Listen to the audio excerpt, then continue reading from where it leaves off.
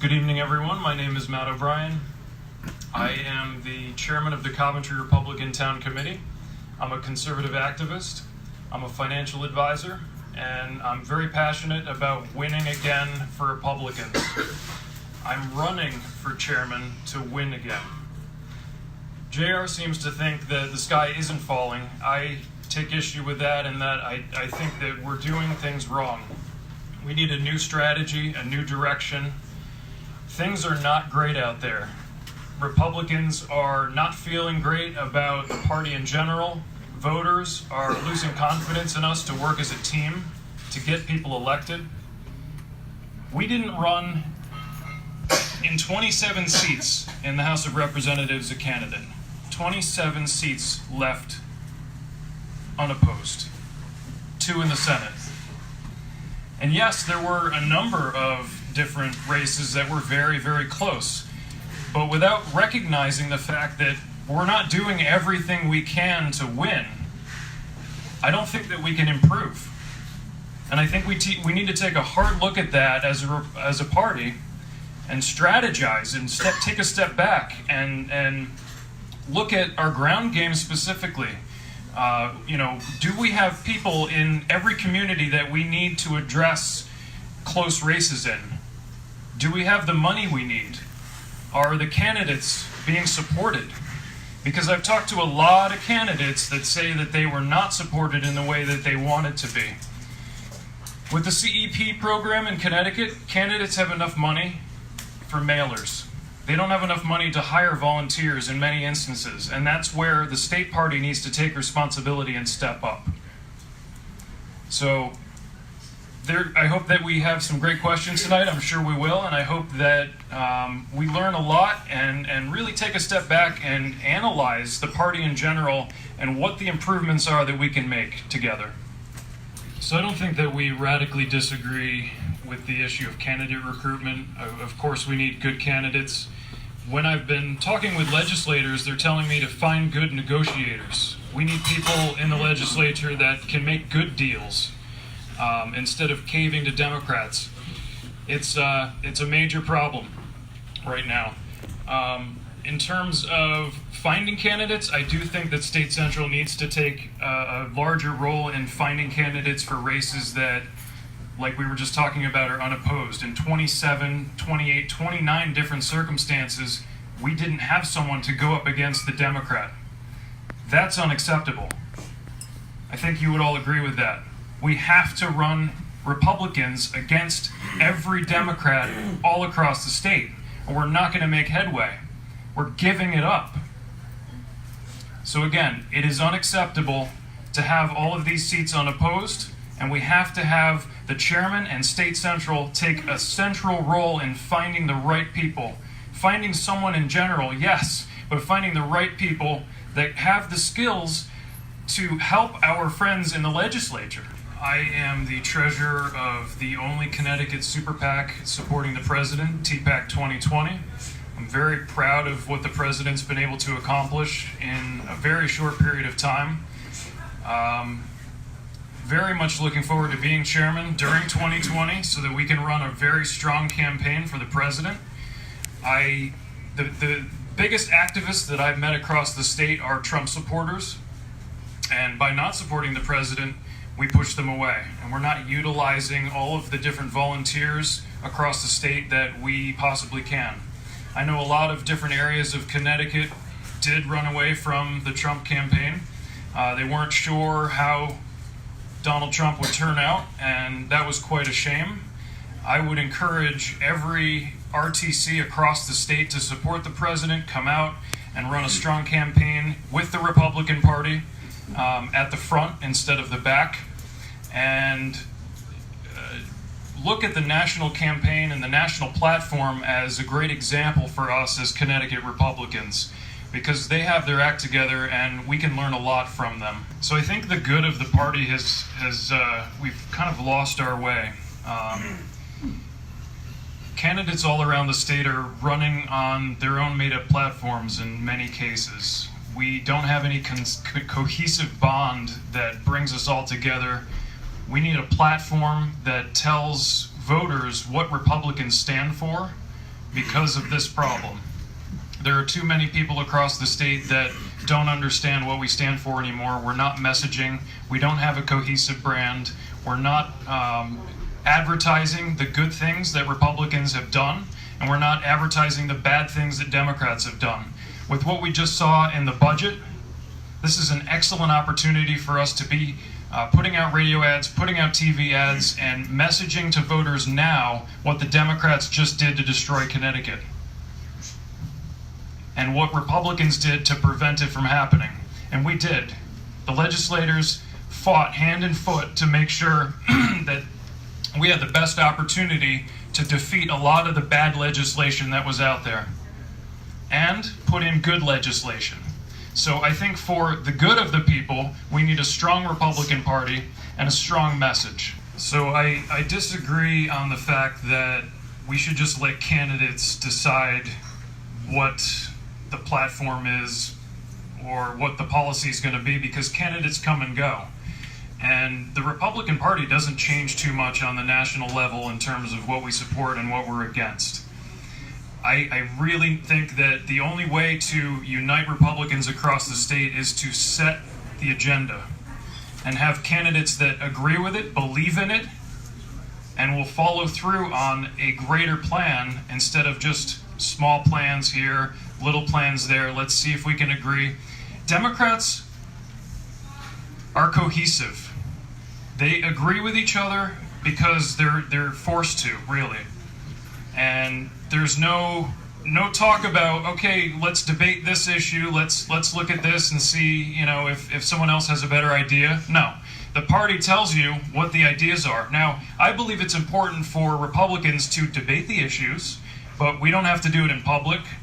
But when we come out of that room, we should have in our hand a plan that we're going to follow and distribute to the rest of the state for statewide victories.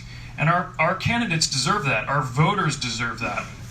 And that's where the cohesiveness will come in, and it means wins for Republicans across the state. It really does. It works for Democrats. I hate comparing us to Democrats, but they're doing a lot right, because they come out with a message that's easy to understand. First 100 days. As I mentioned before, we'll establish a platform. Once we have that platform, we'll be able to create a marketing campaign that will actually work. We might need $500,000 to do radio and TV ads to let the state of Connecticut know who we are, what we stand for, and how we differ from Democrats.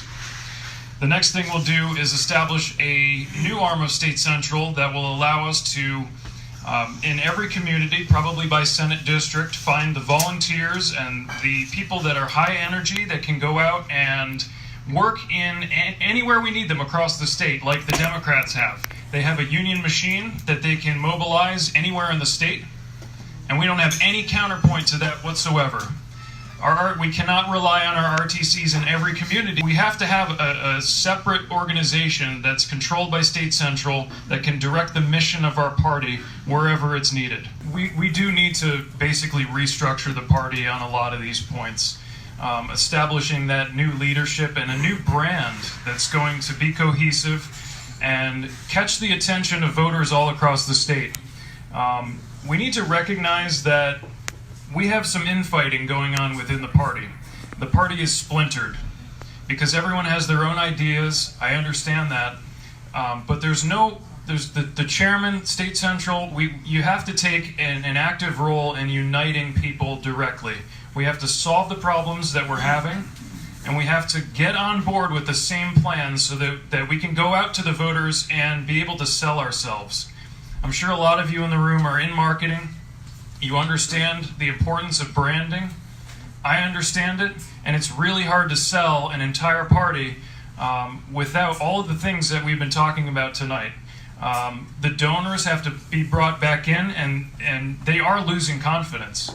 They are losing confidence in the party, and they're walking away. And we can't run this entire state party with a few donors of $5, $10 around the state. We need the big money. I think it's been a good thing that JR has reached out to small donors, but I think that needs to be expanded dramatically. The things that JR has done in terms of the digital systems for running campaigns on the ground, I think is fantastic. I think that it came too late I am glad to see it being put in place now. And now it's about getting RTCs to get on board with it and selling this program to them so that we can collect good data in one place. And that is going to come from the state party. I am energized, as you can tell. I'm really passionate about winning again. I've worked on numerous campaigns across the state, including Steve Obsitnik's campaign. I told the story last night where I was going door to door in a number of different neighborhoods across the state, and on so many Republican doors was that lockbox on the handle at the front door of the homes. And that really hit home for me, the fact that people are literally, and Republicans especially, are leaving Connecticut because they're smart. They're smarter than Democrats. It's true. It's a problem. And so we can't allow this to continue because we are literally losing voters now. And we have to get back to catering to Republicans, not Democrats, trying to win Republicans back, and in doing so, bring out our base. We had a 73% turnout in the last election, which was pretty good, but we literally need 10% more in terms of Republican turnout to win, or we need to register 10,000, 20,000 voters and then mildly increase our Republican turnout. I think the easiest thing to do is to increase our current Republican turnout. Of course, we're going to register new voters. Trump was instrumental in the effort to register new Republicans. People registered just to vote for Trump. And that's fantastic. And I think they'll do it again. But we have to have the right system in place to register new voters who just watched the success that our president has had on the national level for so long. He's literally kept all of his promises, and he's worked so hard. And we can capitalize on all of these things. Another thing that I want to talk about is the toll issue. Now, I spoke with JR briefly before we held our own No Tolls rally. This was before the larger one. And it really sounded to me like he had dismissed the No Tolls issue as being a loss before it even got started. He decided not to put any ads together to get the message out on No Tolls, and it was put off on someone else within the community that was passionate about it. I think that was it sets the wrong example. We have to lead by example. The state party can take the initiative on all of these efforts and really push hard for the things that we want to get done. And so I hope this was a good introduction. Thank you so much for having me tonight, and I look forward to taking questions later. The convention process is insane, especially the last one, and it does create a lot of bad blood. I totally agree with JR there. The infighting was amplified, significantly just because of the process. That being said, it is an important process. I think that it is important to vet candidates and have the party really take a hard look at who we're voting for and who we're going to put up for nomination. We're not going to get rid of the convention process unless the Democrats agree to it, because we really have no standing on this issue.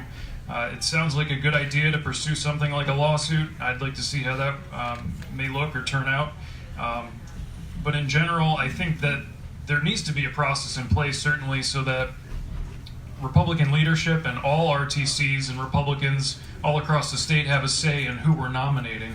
I think that's very important. When it comes to candidates that run a campaign and then they get to the legislature and they act differently than what they told you they were going to do, they never really believed any of the things that they said anyway.